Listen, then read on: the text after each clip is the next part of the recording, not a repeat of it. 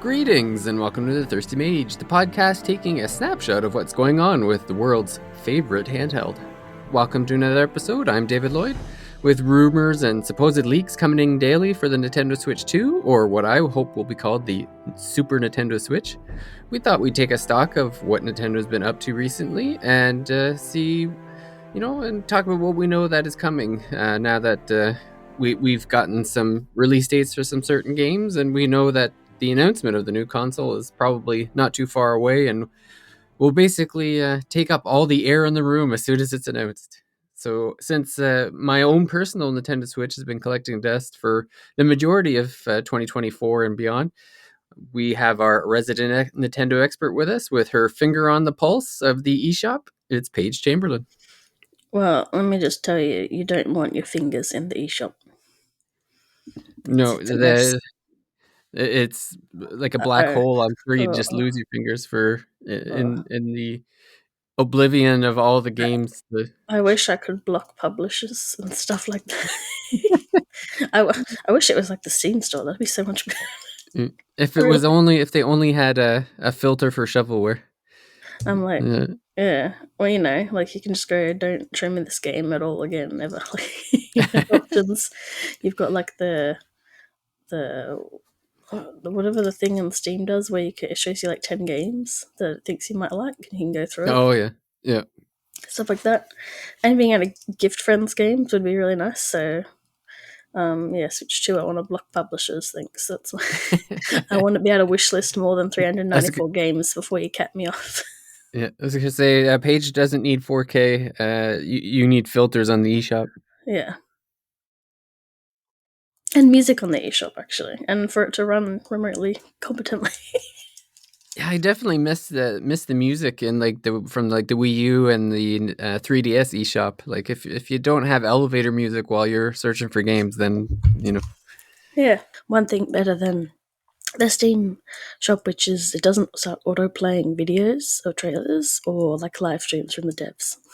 So yes, that is always funny. We were last episode when I was talking to Jordan. I looked up a trailer while he was talking about a game, and it started playing, and that auto start of a Steam game is Steam video is very irritating, especially when you're trying to podcast. Yeah, and that's why I have headset on for ears and microphone down for voice. Yeah. Yeah. Well, so this episode, we're going to be talking about the past, present, and future of Nintendo. We're not going too far in the past, just some recent. Well, arguably. Yeah, that's right. That's true. That's true. And then, we got some games that are on the cusp of being released that we'll just have a little bit of chat about. And then we'll maybe review some games that are coming out shortly. Potentially, basically anything that's coming out next year has the potential to be on the Switch too. So, it'll be a little bit of a talk. But as you alluded to, we're kind of talking about recent releases, but also games that came out way in the past. And I know, Paige, that you've been playing the Famicom Detective Club. Not only the games that were redone from like 40 years ago, but the newest one that was making lots of headlines when it was dropped a few weeks ago.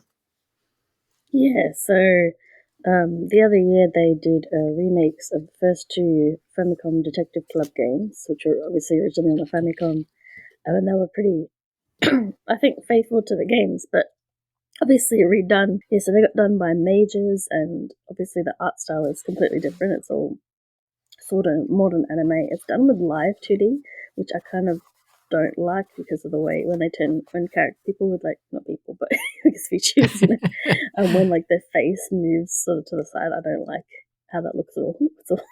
But otherwise, I do like how it looks. Like the art style's pretty cool, and it's got quite nice, backgrounds and that. So yeah, the first two got bundled. I think Japan got physical, but in the West it was digital only. So for quite a while I didn't get them because in Australia you had to buy the two together as one instead of I think you get them separately on the American eShop. So it was $90 for the two of them. And I kept waiting for there to eventually be another $90 digital only game so I could use the voucher program, but so far there still isn't. So I think with maybe last year's birthday eShop money, I probably got it.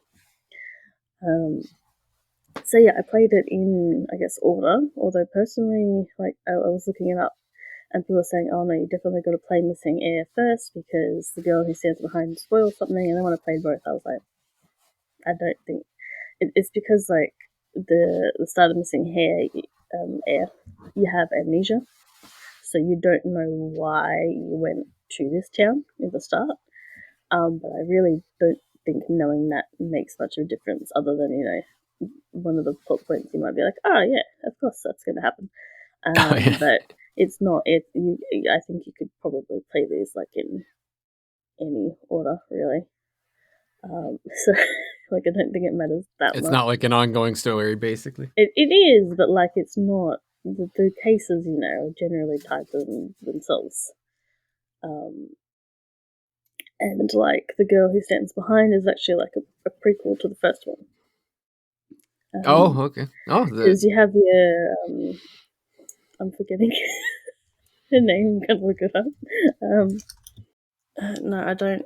Yeah, Ayumi. Yeah, so if one of your co-workers who you consult, Ayumi Tachibana, in the girl who stands behind, you find out how she joined the detective agency.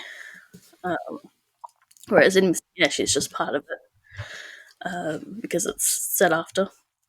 But yeah, so they're really Japan just calls them adventure games, although I think it's a bit different from the adventure games we're used to in the West, where it's very inventory based, and then you're just mashing things together until. I mean, that's kind of like it, but not not quite.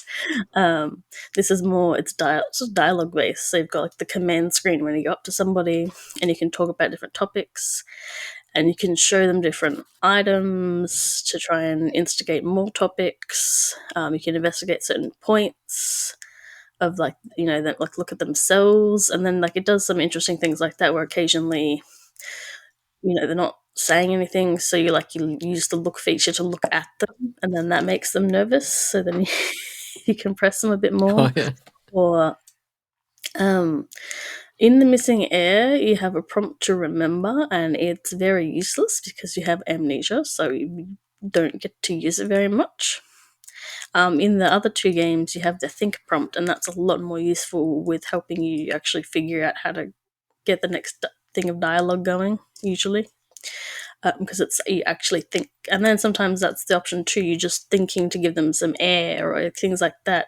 Occasionally, there's points where it'll sort of highlight you the new options. So you because there's one bit where you press quit investigation and that's just save and close the game, or save and you have the option to close the game. But there's a couple times where you just go, oh yeah, I give up. So then the quit investigation actually means that.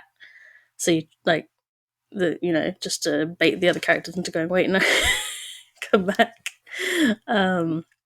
It's kind of fun. Yeah, it's fun how it does those sorts of things.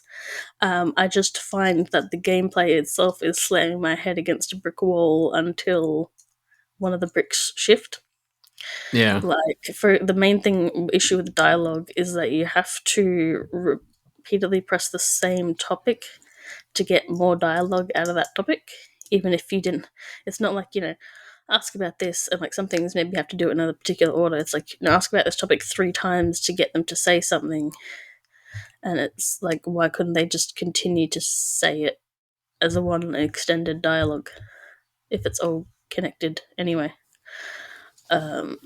Because 40 years ago, that's what they had. It's funny, Yeah. even just looking at this, it reminds me. I've recently been trying to play there's a bunch of Square Enix games, or Square games, I guess you would say, that came before the Famicom, and I was trying to play them. They're on the PC-88 computer in Japan, and So I know on the Mr. FPGA, it can. I guess it's not emulating. It's kind of, well. Anyway, it's recreating the Japanese PC on the Mister, and I've been trying to figure out how to do it forever. If anyone listening on the podcast knows how to make the boot ROM for Mr. FPGA for the Japanese PC 8801, please hit me up in Discord because I need some help. But in my quest to get these games running, I've been watching a bit of them on YouTube, and yeah, like they remind me a lot of these, like, and it makes sense because they were made in the same era. Like this Japanese, they call them adventure games too, whereas like we kind of consider them visual novels at this point. But yeah, like it's like you're putting in these commands, and you're based on what you see on the screen and stuff, and it feels of the time to me, because it's like, what Yeah, else, these computer games could only do so much. So one of the putting in commands for, like, oh, what's that, or what's this, or it makes sense for that kind of to be the back in the day sort of way. yeah. So Well, it's like, why those. didn't they modernize? Like, if they're modernizing everything else, why not modernize that? It's a pretty faithful remake. It's funny to say, the art style's different and it's not all like in a box, so like the UI has changed, but it's like it's pretty much the same. But yeah, the ones you're talking about. So Yuji Horii, he did like the Portopia Shiro Murder Yeah, Case, I played that one which when we're they not when they talking released about the Steam version that made it not work very even worse. But it. recently, actually, the successor one, the Hokkaido Serial Murder Case, I can't say the disappearance, that got a re-release. And it's like, I was a bit confused because its art style is, I think, a guy who works on some magazine, because there's some games inspired by like this and Famicom Detective Club that are on the eShop as the Retro Mystery Club, and the cover art for those games is that same artist, I think. Oh yeah. The difference is that the Hokkaido Murder Case one, it's like the whole game is that art style, not just the cover art for one thing. And I know it's sold pretty well in Japan, but I doubt I doubt like a $70 digital game is doing well over here. When it's Yeah. like, it came out like just before Famicom Detective Club, so they're clearly the inspiration. Yeah, it's funny that there's all these games kind of coming out at once. Like you said, the Famicom Detective Club, and then I played the Portopia, or however, that Yuji Horii game that he basically, it was the game that got put him on Nick's radar, and yeah, he made it back in the 80s, and yeah, they put in. It's funny. I feel like the worst part of that was just Square didn't market it properly. It made it, to me, Yeah, the way they marketed it is they made it seem like there was like an AI that would basically understand what, like, your command, because there was like some kind of thing set up where it was like, oh, it'll recognize natural language or whatever. But when you actually tried to do anything, like, it didn't actually work because it was looking for specific commands, or so once you figured out what the commands were, the game was actually pretty fun. I enjoyed it. The story was pretty neat, but I could easily see someone, like, within 10 minutes just be like, the game is broken, forget it. yeah. It's funny. I think when it comes to, I managed to get to like the second last chapter of the second game before I needed a guide, and I was just like, I don't, I can't figure it out. And then it's ruder because the game actually, like, that one scores you at the end, and it's like, what do you, oh, I'm Yeah, sorry, I'm a bit that's kind of mean. hectic, I'm a bit expensive, sorry. Like, I didn't intuit the exact, yeah. Yeah. So like, you can wonder why I would bother continuing to play the game or get the new one if I didn't sound like I had too much fun. Oh, But it's still $60. That serial murder one. yeah, Holy moly. um, but the reason is the stories were good. Like, I really, Yeah. I want to spoil, too much, but I'll say, like, a little bit into it.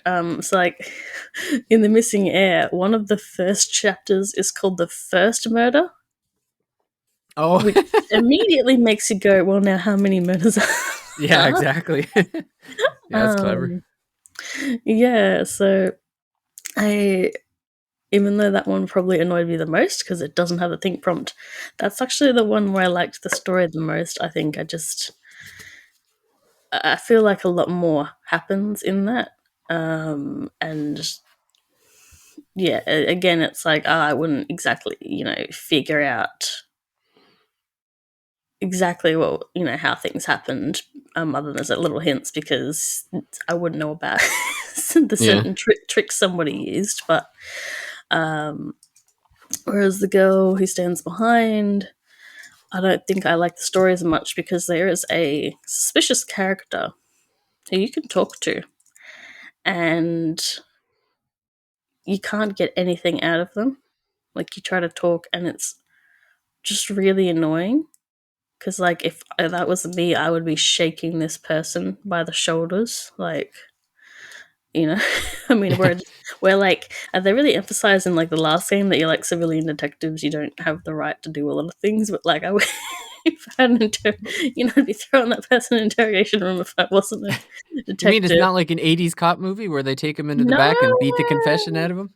no. Well, that's just modern Japan, all right. Let's this That's right. these games are set for when they came out, late 80s. Um, which is nice in Emmy the Smiling Man because then you get a mobile phone in that new game.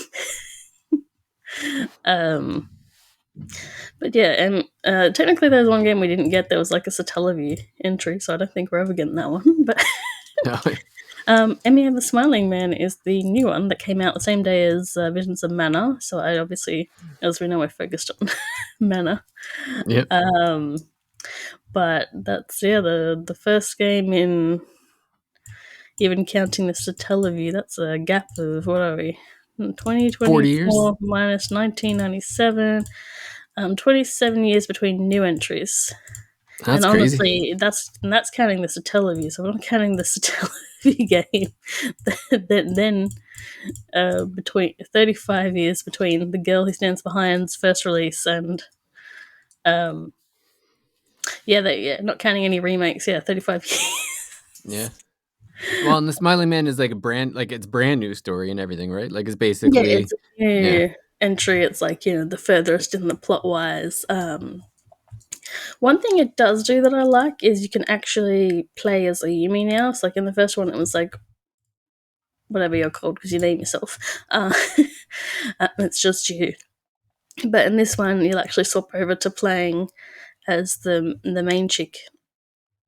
He's like your coworker, so you do her bit of detective work. Although that mostly just meant dealing with a former schoolmate who was very annoying. So I almost feel like she got she got sort of ham fisted into not doing um, much actual detective work yeah. really.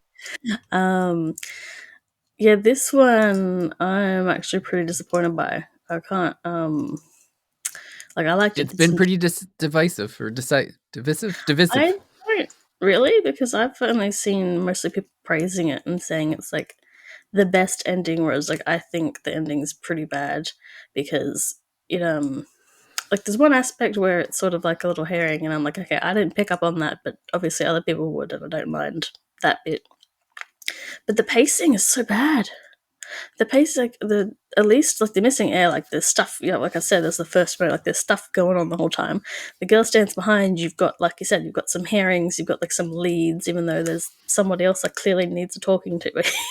He's just, but this one, it's like it's so slow. Nothing is like there's a reason why the demo in the eShop can be so many chapters because like it doesn't. Nothing's happening. You're not finding anything out because it starts with a kid has been found strangled nearest the school with like a paper bag with a smiling face on it. And 18 or whatever years ago, there was murders where the victims were found with the bags over their faces. And the bag part wasn't made public, but there's a legend, like an urban legend about Omi, the smiling man who goes to, a crying girl and offers to give them a permanent smile, basically.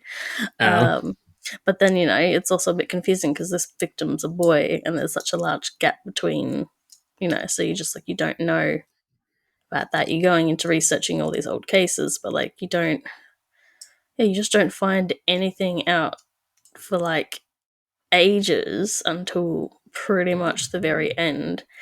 And even then, some of the stuff is still like, oh, okay, you don't know the exact details of the old, like, the cold cases, I guess. So then the game gives you a whole 30-minute animated, nearly 30 animated, it's 20 minutes, but like an animated sequence showing you the story of Emio. Oh, Um, and a lot of people praise that. I have found at least two other people that agreed that it was a bad that ending. seems, yeah, that's I pretty also, long. 30 minutes is like, that's, it's yeah, like, they're yeah. not So fooling around. we didn't write it properly or pace it in a way that you got any of this information fully prior. We've got to just do this. Yeah. Like they just wanted to do like an anime, really. Like it just. Um, I I've heard also. from other people though. I've heard a few people say that there was the pacing issues. Like Oh, okay. it's been a common thing I've heard a few times.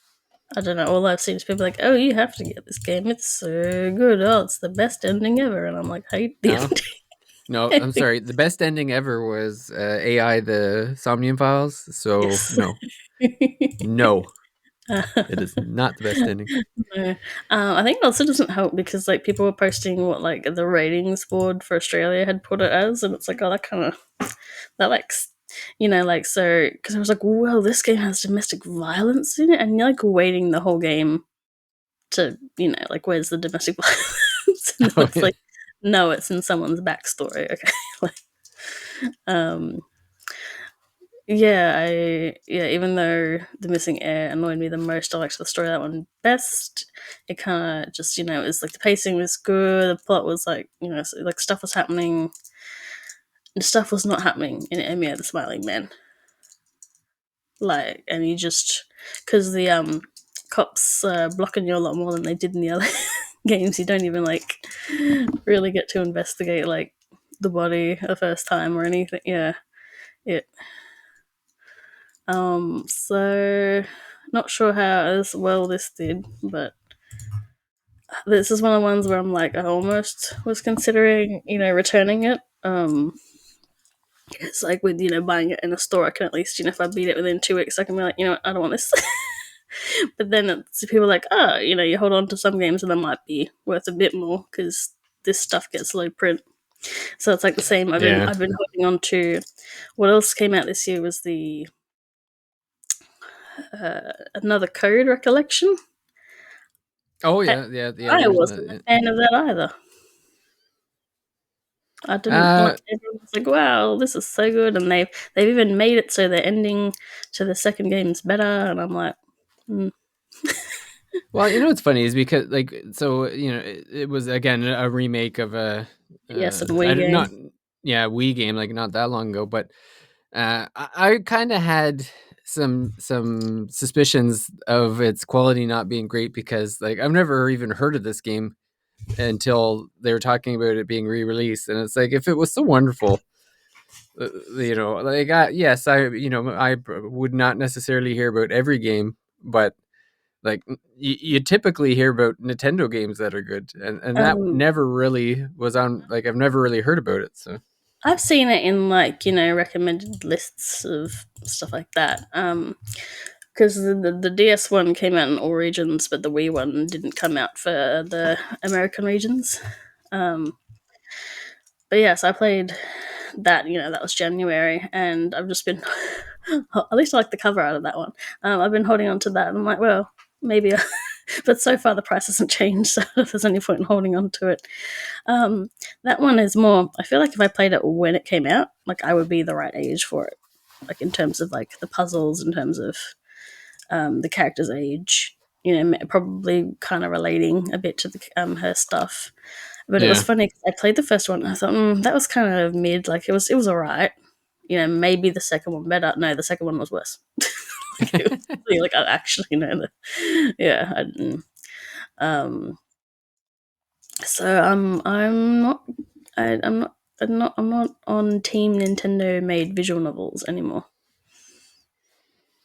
I've No. tried their Famicom games. I tried their Another Code games. Yeah. Well, yeah, I have to say for like if we're talking about like mystery visual novels, I would have to say the series that we're about to talk about next is my like if I'm going for like the serious like solving mysteries with a little bit of comedy sort of thing, then the Ace Attorney is definitely my go-to. And then if I just want like the best visual novel, I go with AI Somnia Files 1 and 2. But yeah, I was it's funny when you put this on the list for stuff that recently came out, I had forgotten, like even to like I'm looking at it and I'm like, oh yeah, that came out. Yeah, Because I well, I've had actually meant to pick that up. yeah, I've had like there's a couple games with like dual releases. So Visions of Mana and Famicom Detective Club came out on the same day, and then I think Astrobot and Ace Attorney Investigations came out the same day. So obviously I played my PS5 game in 3 days, and then I Yeah. have this one to go through. Yeah, because this is the first Ace Attorney Investigations. Miles Edgeworth is the first and second game of the two like Miles Edgeworth spin-off game. The second one never got an English release for some reason. Yeah, just gonna say, I remember seeing the first one on like because they're DS games Yes, originally, and then I remember seeing. I was trying to get my hands on the first one, but it's so hard to find, and like even I think I might have found one, and they wanted like an obscene amount of money for it. I'm like, no thanks. Like, I'm not paying that.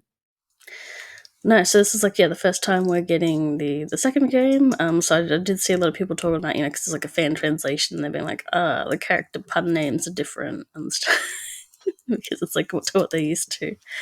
Um, so, and then like an email I got, like a press email, was like, "Wow, this is the first time we've had a physical of an Ace Attorney game in Australia since 2009, and that game was Ace Attorney Investigations." First. Um, Although someone told me like, "Oh, that's not really true because the Professor Layton game did get crossover game did come here," but like in terms of that's the since the actual first release of this, they've been like, "Oh, we can't be bothered with Didn't you get the Herlock Sholmes? Isn't that the latest one? No, that's uh, not. There's one, the the Great latest Ace one. Attorney Chronicles. We got it Yes, digitally, but not physically. really. Yeah. So like this, it appears that Capcom has a new distributor in Australia. So now Oh, okay. we actually got Because one of these games, and it's like the spin-off one. So that's why I bought it, because I'm like, all right, finally. oh, I ended up buying the physical of the Great Ace Attorneys because my daughter was really into Phoenix Wright, Yeah, and so she played like all the Phoenix Wright games. So then I picked this one up, and then she hated it. because it's not Phoenix, right? Probably. Um, yeah. So like, before this, I finally finished the first Ace Attorney game, because apparently I was actually quite bit through it whenever I last played it a few years ago, but I didn't finish it, so I started it from the start. I did not like that last case which is technically an extra one, like a post game one. Yeah. But so obviously there's like a bit of trouble with like a bit of spoilers going into HT investigations, because you'll have characters, some of which who are witnesses or what have you, in throughout the series. But I don't it doesn't bother me too much. It's very funny. You can turn on the original pixel art, and it's so crunchy. Like it's all Oh yeah. it does not look good. I'm like, the proportions of the like redrawn guys look a little bit funny, but it's a lot better. And then I'll have to find it to show you, but I'll have to scroll down a bit. They showed like the other options they were gonna do for it, and it was like, oh, thank goodness they just redrew it, and it looks like a little bit funny, but it's not bad. Um, so those had demos on the eShop where you got to do a little bit of like the first game and the second game, and I really want to get into the second game, because the second game really had a hook. I was like, wow, this is super interesting. But now I'm like, all right, I've got to play the first one first. So I've done the first couple cases in it. So they're like the main difference. So yeah, it's called Investigation. So it's a little bit different from the main Ace Attorney series, because you don't go to a courtroom. Boo. So you have like a series of mini investigations where you're walking around looking at things, and then in your head you've got to piece together. You've got to use logic I was gonna say TMB. Like logic is like capital as a game mechanic to piece together two bits of clues you've found, and then maybe you can, talk to somebody, have another dialogue option, and you'll have things like, so you have similar things like the court cases. So it's like it's instead of like the testimony, it's just you. I mean, it is a testimony, but it's just not in court. It's just Yeah. you versus them. Them being like, nah, this is what happened, or like, so you're trying to get the actual truth out of them so that you can continue the investigation. So the first one was that there was a murder in your office, and then but you knew who the murderer was because like sometimes like they show you the shadow and you're like, yeah, but obviously the main character doesn't, so you have to go through the the motions. And then the second one was a murder on an airplane. Okay. So I finished that one. Now I'm up to a more complicated one where it's we're in a theme park, and the kidnappers that ended were wearing the mascot costume, so it's a bit more a bit harder because they're in disguise. But yeah, so far I'm liking it a bit better than maybe like the Ace Attorney I played. Although I still do have the thing where I'm like, why is nothing new happening? And it's like, oh, sorry, I thought I showed the evidence here, but apparently I didn't. So I was going to show it at this specific bit of dialogue and not the other one two bits later. Yeah. Things like that. Actually, not this one, but the extra case in the first Ace Attorney where it's got like a video you have to watch.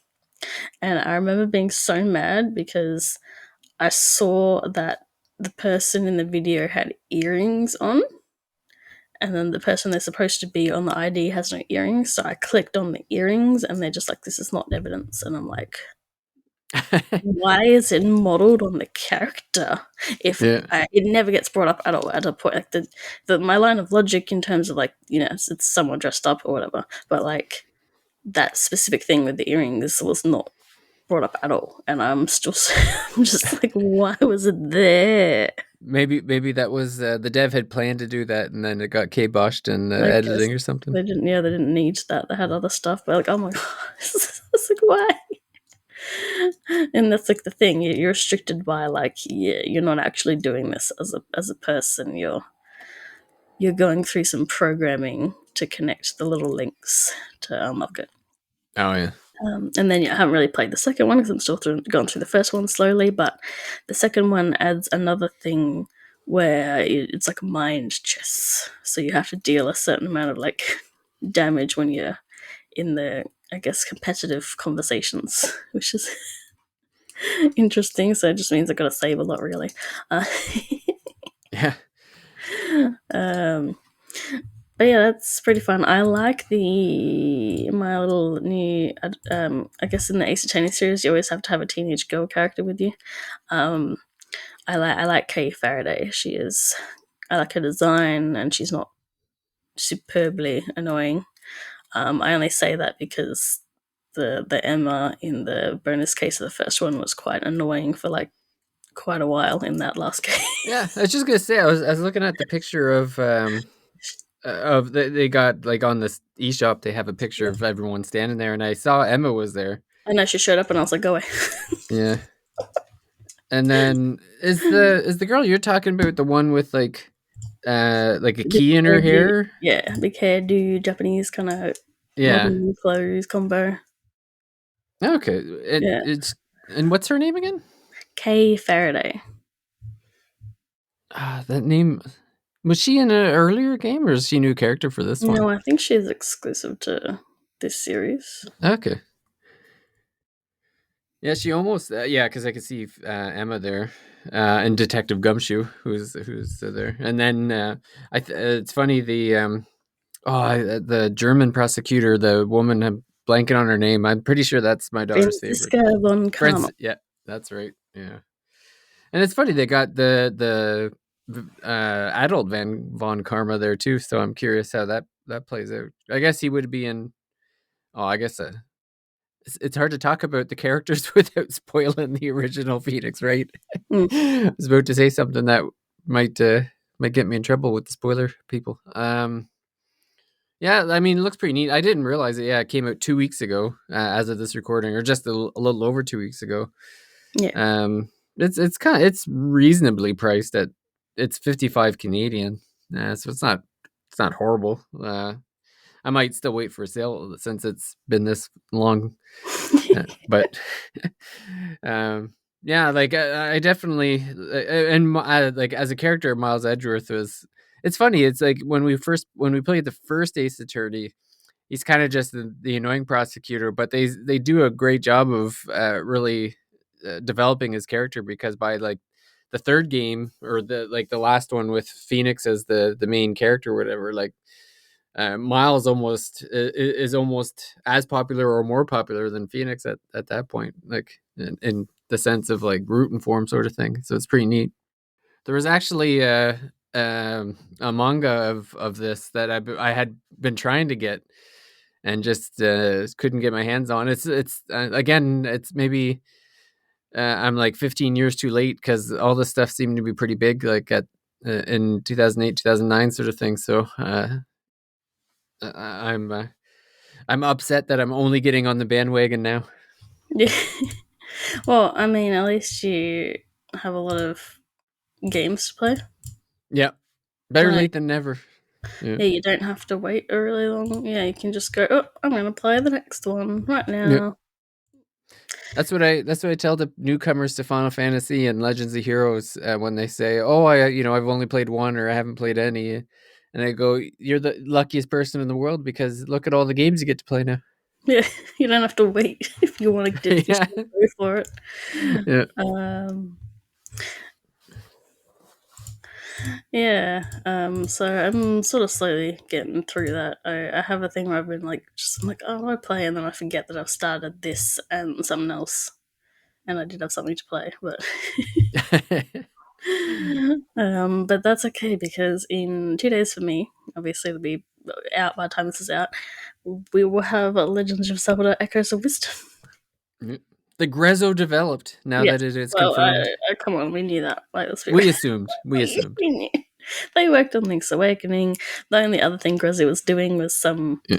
not so good looking Apalaco game. Like, It's funny, because like Grezzo, like they seem to do good games, like they do good work.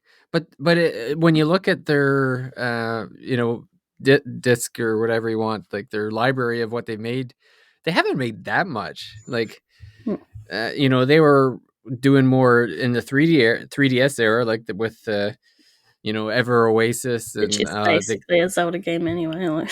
yeah, and then they co-developed Alliance Alive, and then they did the remake of Ocarina of Time, and I think they also did Majora's Mask, I think, for 3DS, right?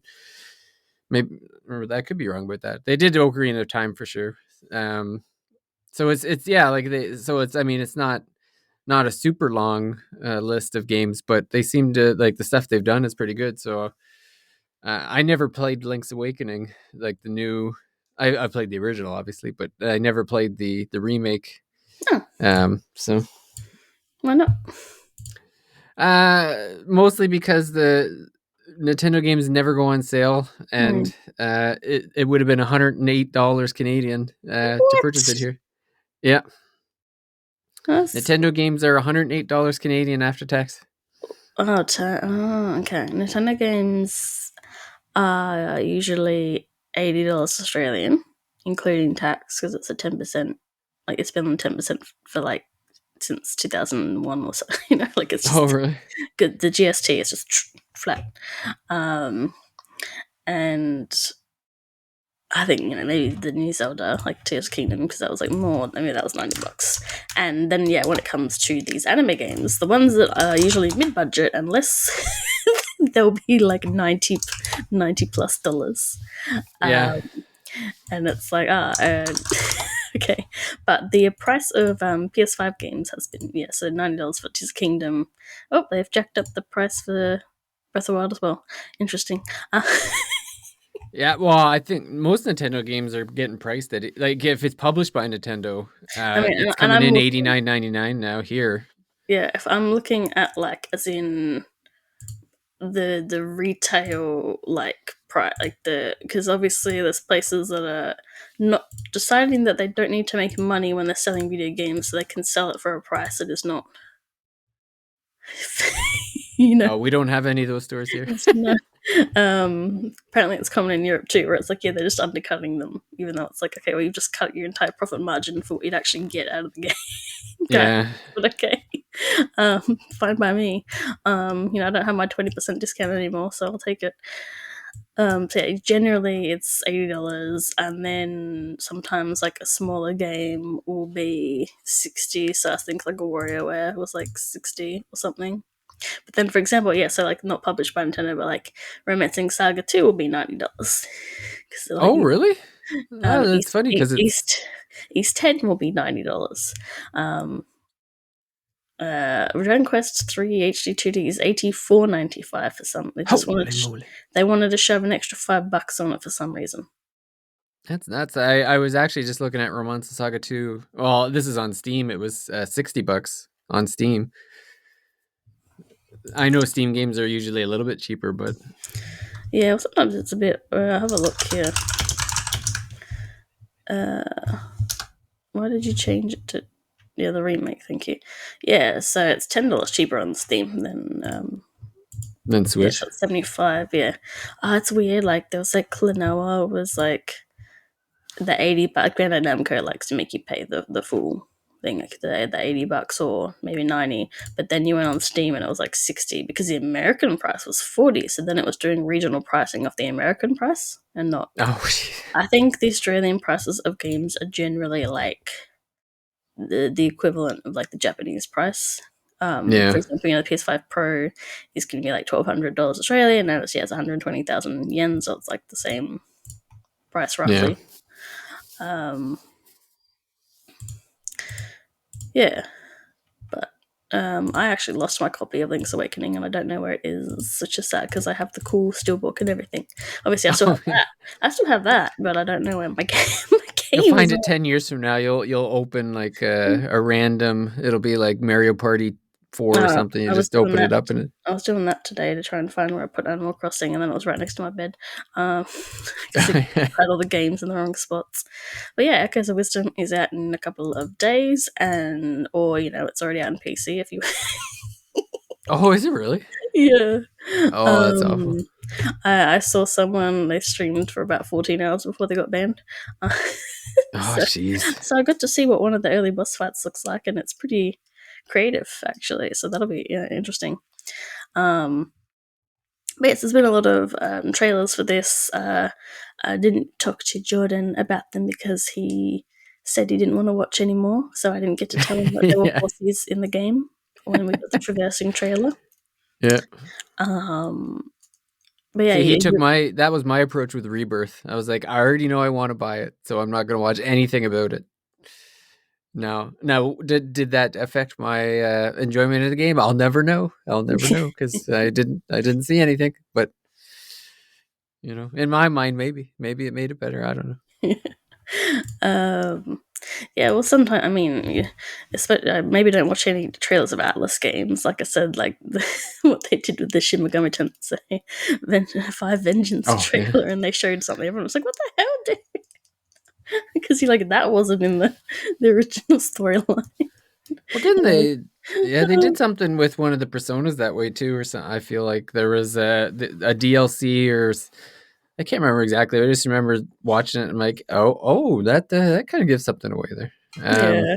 So certain companies, I'm not as spoiler sensitive, but yeah, that one was definitely like, what the, what are you doing? That's something the returning players would like to be surprised by, and they probably thought they could watch this trailer with no problem, and they were. Oh, it's funny that you mentioned SMT5 Vengeance because it's on sale. Mm. Well, I think we're talking about something different, but like my other idea was like, there's a few games where I'm like 10 hours into like several RPGs and I've dropped them, and it's like, maybe I should just talk about them and then, Oh, well, you should. It's always good because if someone else is worried about doing the same thing, then it might be a buyer beware, so it might be worth it. Well, I won't get into it, but I think this is more like, oh, I need to do something specific to prepare for this boss fight, and I don't know what the best way to do Oh, it. But I mean, there is going to be an update that lets Mothman be your navigator, because in SMT5 engines um you have like a few. There's like only a few of them. You can't have like, it's not like Pokemon. So old Pokemon games, you gotta have any Pokemon out with you, but like you can have like certain monsters or whatever. They will be out with you in the overworld, and then they'll point out when there's a sparkly or something cool. And there was like a fan vote. So thanks to the West, we've got Mothman, I think Iden, and the Irish guy. I just don't have his name in front of me, so I don't. I did fight him, but I don't remember quite what his name was. And next to Japan, we have Mara. okay. So he can hang out with you on the overworld, and a couple Yeah, other. because it was only the fairy in the original, right? Like, The original, I think it was only the fairy, and then they added a few more for yeah, because this. I don't remember And any now options for I don't know when changing the that. update is, but they're going to add more. Um, so I was like, well, see, now it's not bad that I put the game down, because I can have Mothman follow me around. There you go. Yeah. And he's great. I don't know if you've seen any of his dialogue in that game, but oh my I know. god, that's good. I know in other, like, I don't recall the exact ones, but I kind of I know what the general Mothman dialogue is like, especially when you do like the demon negotiations. Yeah, It's funny because I just recently finished Persona 3 Reload, and and I missed the negotiating with the demons part, like, because you don't do that in that game, so it's you don't yeah. realize you miss it until Well, it's not there. because Persona 5 was I don't know, I didn't play the first two, but like Persona 5 was the first one where they gave us like the SMT demons. Yeah. It was like this, and you could use them as personas. Like just sort of the same, as whereas like 3 and 4, they have these particular monsters with masks, although the masks were good because then you would know what element they are based on the Oh, color. yeah. Yeah, so that was useful. For not having to like live off guides or something. You can be like, I know what to do here. Ooh, I'm smart. um, but yeah, Zelda. I'm excited about Zelda. It's coming out 2 days after my birthday, so I'm having a Zelda party on Saturday, Oh, that's which cool. is basically just some gold and green. And my mum made me a Skulltula pinata. That's awesome. Yeah, I'm like, I'm not going over the top because next year is 30th, so obviously I've got to save it for next year. But So if it's a pinata, does that mean you're going to be bashing Zelda's head in with a stick? no, it's a Skulltula. A what? A Skulltula. Oh, Mm. I So see. we're gonna bash its head in with a. Well, I do have a plastic master sword, but if that doesn't work, I bought a backup pinata stick. Oh, yeah. Um, yeah, unfortunately, I only took my birthday off, and not that I didn't know about Zelda when I was putting in my leave, so I will have to work the days when that comes out. Um, What are the other two games that you put down? oh, the ones I put down. Yeah, so Um, SMT5 was one. Similar reason I put down Monster Hunter Stories was actually in the original game I apparently got past this boss fight, but I remember the specific boss fight being that, oh my rare. Like I thought I'd put it down originally for that, but I did get past it originally, apparently. So similar thing. It's just I'm at a boss fight, I clearly need my guys to be of a different element and to be a stronger level, and I'm not sure what the best way to sort of grind that is, because the grinding's not quite, some games it's like I can just grind, and then like other games you're like, well, is that really effective? Is that like, is there a faster way to, is that the best way of my time to do it? Yeah. Because they ported Monster Hunter Stories 1 to Switch and PS4 and PC. Um, I messed up with the amiibo scanning, so now there's like one, because I used the amiibo cards, because obviously I have not spent $1,500 to get the original Monster Hunter Stories amiibo that were Japan only. Because that's, if anyone wants to give me that money, that'd be great. I can finish my amiibo collection, but We definitely need more eccentric millionaires listening to the show. Yeah, I remember when they came out, I was like, I'm not spending $200 on amiibos, and now it's like, why did I not spend $200? But I used the cards, but like, what they give you is just it's a monster catching game. They're called Monsters. They give you like basically the character's version of their monster. And because I hadn't met a certain character yet, I couldn't actually get the reward. But I've already scanned the amiibo, so it's like, no, you've already got the reward, even though I did get it. So one of them I can't get, which doesn't matter that much. I was joking though, like there's certain things that aren't in this because of like licensing issues. So, for example, you got like your side character who's kind of ugly and a bit annoying. I find him a bit less annoying, I guess, when I'm older, but I still don't like him that much because he looks weird. The cat guy. I mean, there's a story reason he looks weird, but still. I will hold it against him, but like I could give him in the original like a hoodie of that Umaru in the anime, like the Umaru would wear. So it's like I made him look like a weeb. And in the original on the 3DS, I wasn't up to like on my save file, and it's like, oh, I'm not on the high enough level. But through the tournament, you could unlock Epona as a monster. Oh, really? Yes, and due to it being multi-platform now, it's no Epona. Boo. So yeah, those are two. Actually, they're both monster collecting games. Those are two where I'm like, I need to get back into it, but with the amount of games that are coming out, it's like, I don't know if that's happening. At least with the SMT5, I can wait for the little update. And then the other one I put down was Jean d'Arc, because the PSP game got a port, like digitally, on the PS5 store. And that was like $15, and it's a level 5 game, tactical RPG, where you're like magical girl Jean d'Arc, and then you have like, once per battle transformation, and it makes you really OP, because if you kill a guy while you're transformed, then you can move again. So you kind of set them up in a way, so it's not too hard. But I did get at a point where I'm like, a harder battle, and I just put it down for a bit because I was like, I can't be bothered right now. And it's quite a longer game than I was expecting it to be. So I'm like, yeah, again, about 10 hours into it. But I do like how it looks. It's got those chunky little, like, funny proportioned PSP guys. So I kind of like that. And like, yeah, it's not like too hard. Obviously, there's optional challenge stuff. I do have the thing where sometimes you guys get shifted around, and then I'm like, these guys like suck and they're very behind in levels, and you can actually go back and grind, but it's like I'll just not use them, and if I have to use them, then I'll go back and grind because I don't know if I do need them or not. I'm not trapped usually. Like, it usually sort of warns you if you're about to go into something that like some where it's like two fights, so it's sort of like a boss thing or a story climax. But yeah, that one's pretty cool. But yeah, there's like, I think someone else complained it was just certain characters feel completely useless, especially like you collect people with the armaments that can transform, and so you have to have them on your team, because like, why would you intentionally nerf yourself, right? But then I found that like the beastmen were totally useless so fast. They just keep, and there's no permadeath or whatever, but obviously it's like you don't want them. It's one of those ones you still don't want to let them die because of the XP, and it's like they're better off not being on your team, because then they get a tiny bit of bonus XP as opposed to like none, because they got knocked out.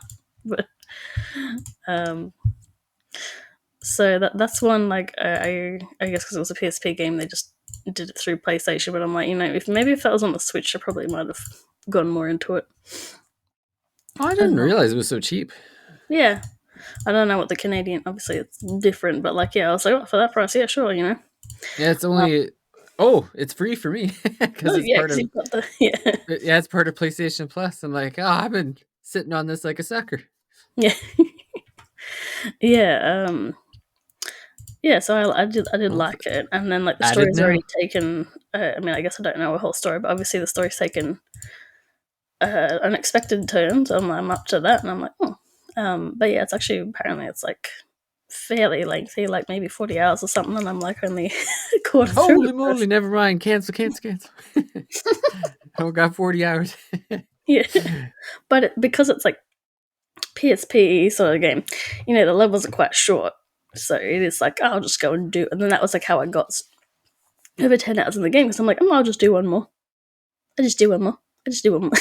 Yeah, that reminds it feels like Unicorn Overlord, where like the game is long, but like each of the battles is like fairly quick. Like you could do like 10-15 minutes or whatever to take over a region, and I would find myself doing that where it's like, midnight, and I'm like, oh, I can just sneak one more in, and then you're like, oh, I'll just sneak one more in. They're not very long or whatever, and then you get caught in a story beat, and then it's another 10 minutes, and then all of a sudden it's 3 in the morning. You got worked in 2 hours. So it's Now I might stay up late, but it's not usually playing a game because it's just me trying to sleep. Although I suppose I did the other with the Splatfest, but no, that late for me now is like 2. Yeah, I haven't done it myself lately. The last time I remember a really bad one was it was the other Vanillaware game, 13 Sentinels. I started like the final, and see, this is where I learned my lesson about you never start the final stage of any game if it's past midnight. Yeah, You just don't do it. you don't know Don't how make long the it's going to be. mistake. Never do it. So I started that. It was like 12:30 or something. And I'm like, I'll be all right. I'll stay up for a bit, and it's I don't have to get up till 7 today, so I'll be okay. All of a sudden it's 3:30 in the morning, and I'm still waiting for the final credits, and I'm like, you know what? I made a terrible decision here. Yep. Yeah. Yeah. It's a good advice. Yeah, it was a good game though. I enjoyed the ending. I was a wreck at work. The next morning. But at the end of the day, maybe it was worth it. I don't know. It was definitely, I might have appreciated the ending more if I wasn't half asleep. That's the other, issue. But yeah, that was the last game that I can remember. Like I put in the longest play sessions. Like that night, I probably played for 6 hours straight because it Oh was. wow. Yeah, it was like I haven't. Usually, I play in like two. If it's a bigger game, I might play in like a 2 hour interval. But usually, it's like an hour here, an hour there, sort of thing. But Short bursts. um, yeah, short burst. But that 13 Sentinels is just, oh man, like the story was so good that I just couldn't put the game down. So Yeah. Yeah, whereas I did put these 3 games down, and I always people talk about backlogs, but for me, like the mid log is the worst. It's like the one where I'm far away enough in the game that I'm not starting over again. yeah, see that was Persona 3 with me, because I started Persona 3 Portable twice, and I got fairly far the first time, and then I started it again later because like I was so far that by the time I came back, I was like, I don't remember, what's going on. I don't remember what demons I have or anything like that. So I'm like, okay, I got to start fresh. And then I didn't get as far the second time. I was probably like 50. I was still probably 15 hours in, and then gave up for something else. And then when Reload came out, I'm like, if I start it, I'm going to finish it, and that's I can't do this like halfway through sort of thing. Like especially a game like that long. Oh man. Well, especially just with Tartarus, I just Oh yeah. see. I put Persona 3 Portable down because I got to the last section of Tartarus, and then I looked up how many floors there were, and then I went, nah, Yeah.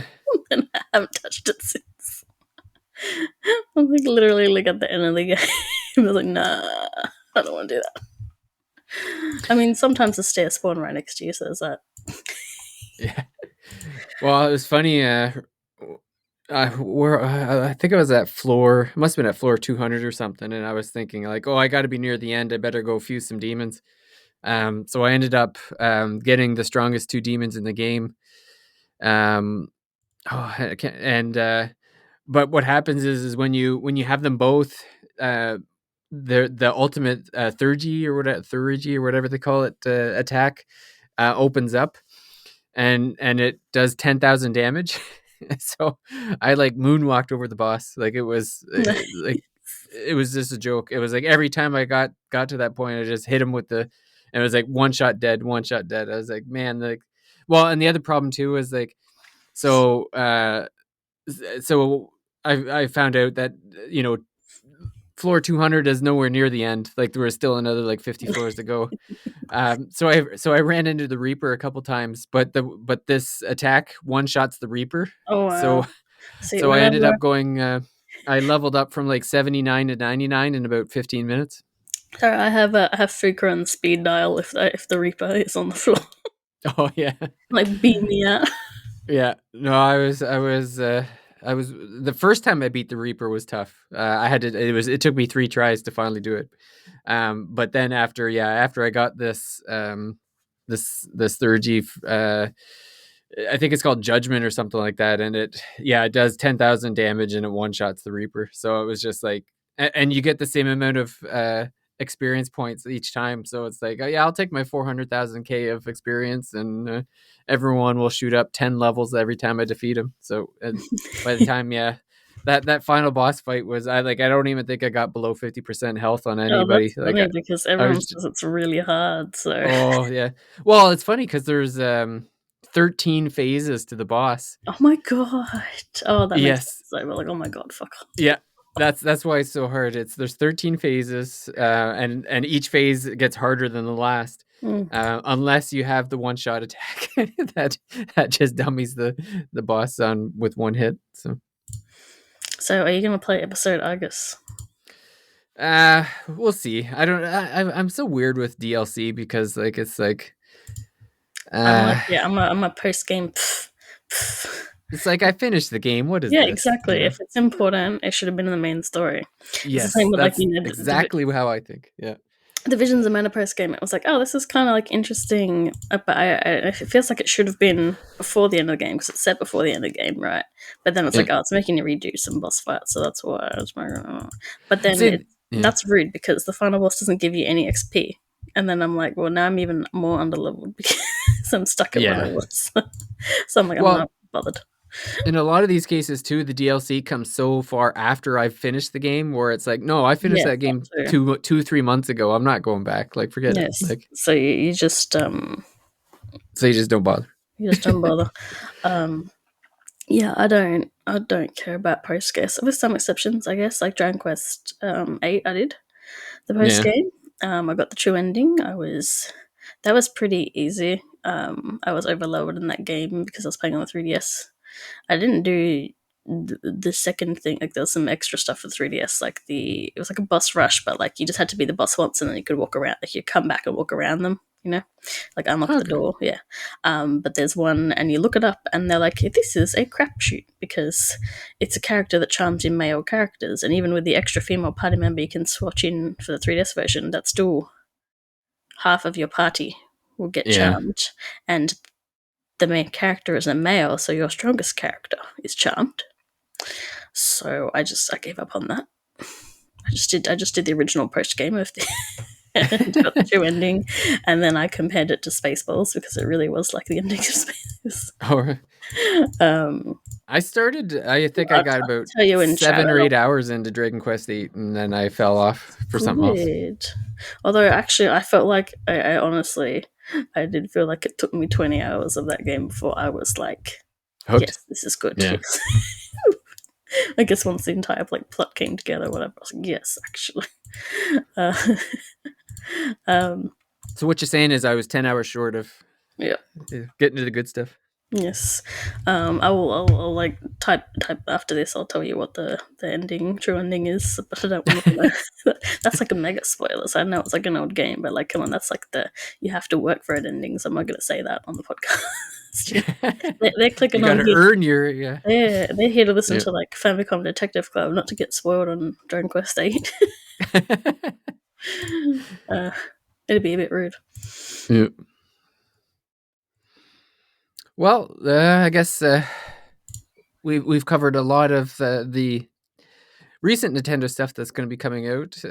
It's funny seeing like the Nintendo Switch rumors that are flying out because like some of them are just ridiculous. Like I saw one about dual screen, and I'm like, "There's not dual screens." Nice try. You remember the NX era? Yeah. Yeah.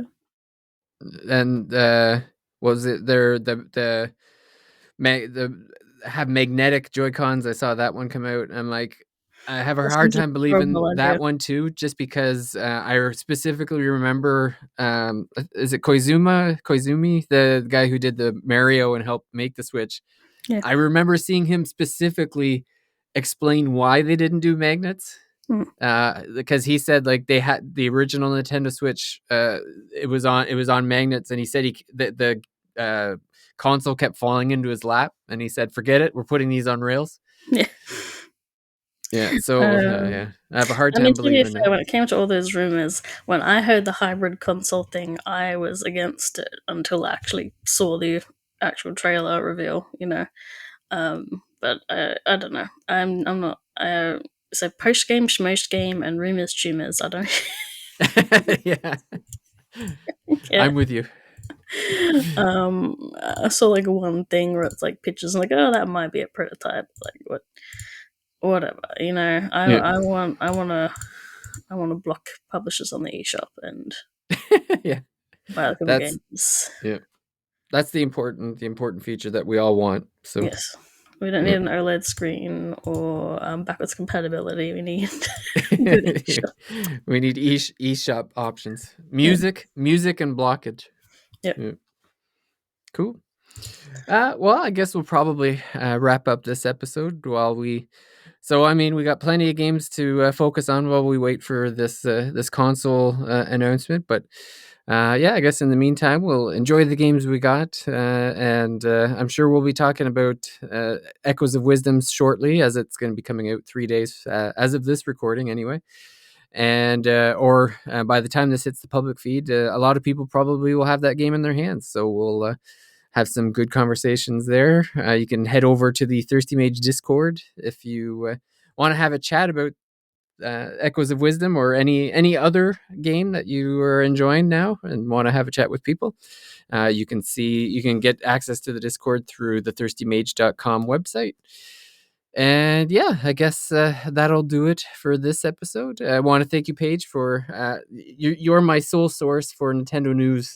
Whenever I need to, whenever I get behind in the times on what's going on with Nintendo, I always know that you're around that as a source for all things. So